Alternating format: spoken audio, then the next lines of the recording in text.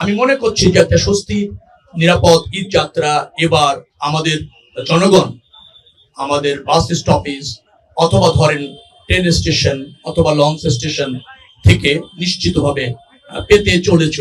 শৃঙ্খলা রেখে মেইন রাস্তায় যাতে যান চলাচলটা বাস চলাচলটা অবাধ থাকে ততটুকু শৃঙ্খলা যেন এখানে রাখা হয়, একেবারে স্ট্রাইক যাতে না হয়ে যায়, যান চলাচলটা যেন স্বাভাবিক রাখার চেষ্টা করা হয়। সেভাবেই আমরা 2-3 দিনের মধ্যে এটা ম্যানেজ করার চেষ্টা করছি। আশা করি আপনি সফল হবো। আইন শৃঙ্খলা রক্ষাকারী বাহিনী তৎপর আছে, ভলেন্টিয়ার আছে, বিআরটি এর এবং মালিক সমিতিরও আছে, পরিবহন শ্রমিক সমিতিরও অনেক ভলেন্টিয়ার আছে। তারা সবাই সমন্বিতভাবে কাজ করছে। কোনো ব্যত্যয়, কোনো ধরেন অসন্তোষ বা সমন্বয়হীনতা এটা আমি দেখি সম্ভাবনা নেই। আমি আপনাদের কাছে বলছি, নির্ধারিত টাকার চেয়ে 1 টাকা ভাড়া নেওয়ার কোনো সুযোগ নেই। মোবাইল কোর্ট এখানে আছে, এখানে ভিজিলেন্স টিম এখানে আছে, এখানে কন্ট্রোল রুম আছে পুলিশের।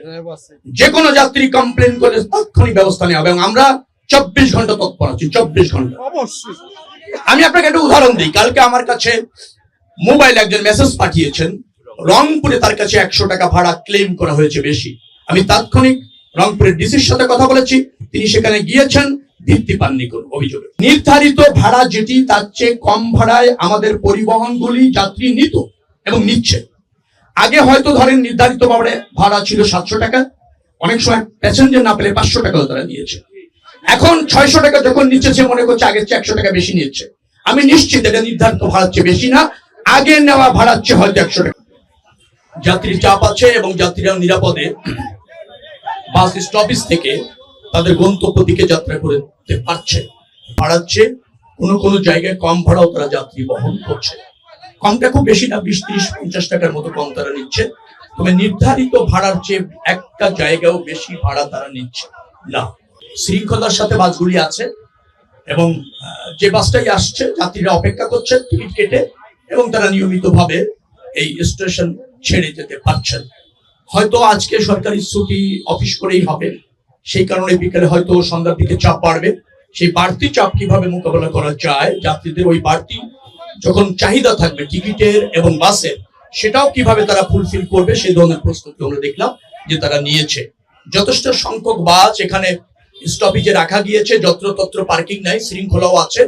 কিন্তু আমাদের কিছু লিমিটেশন, মানে যে হারে যাত্রী এখান থেকে যাবে, বাসের যে সংখ্যা, সবকিছু এই স্টেশনের মধ্যে সব বাসকে পার্কিং করার সুযোগ দেওয়া যাচ্ছে না। পর্যায়ক্রমে ঢুকছে, একটা বাস ছেড়ে যাচ্ছে আরেকটা বাস ঢুকছে, 10টা বাস ছেড়ে যাচ্ছে 10টা বাস ঢুকছে। এখানে কিছুটা বিড়ম্বনা। গণপরিবহনে পর্যাপ্ত জ্বালানি নিশ্চিত করা হয়েছে। গণপরিবহনের মালিকরা এখানে আছেন, গতকাল রাত থেকে নিশ্চিত করা হয়েছে গণপরিবহনে পর্যাপ্ত তেল সরবরাহ করা হবে। তেলের দাম বাড়ছে না, তা আমি আগেও আপনাদেরকে জ্ঞাত করেছি, আজকেও বলছি তেলের দাম বাড়ছে না এবং পর্যাপ্ত তেল গণপরিবহনে নিশ্চিত করা হবে। না পাচ্ছে না, মালিক এখানে আছে, পাচ্ছে না এরকম বলার কোনো সুযোগ নেই। পাওয়া যাচ্ছে, পাচ্ছে তেল, আজ তেল পাচ্ছে, পর্যাপ্ত হারে তেল পাচ্ছে, পাচ্ছে পাচ্ছে। কোথায় গিয়ে তেল পাচ্ছে না আমাকে বলেন, কোন পাম্পে গিয়ে পর্যাপ্ত তেল পাচ্ছে না? মালিক সমিতির নেতারা এখানে আছেন, বিচ্ছিন্ন ভাবে না, আপনাদের সমিতির নেতারা এখানে আছেন, আমাকে জ্ঞাত করেন, তেল দেওয়ার দায়িত্ব আমার।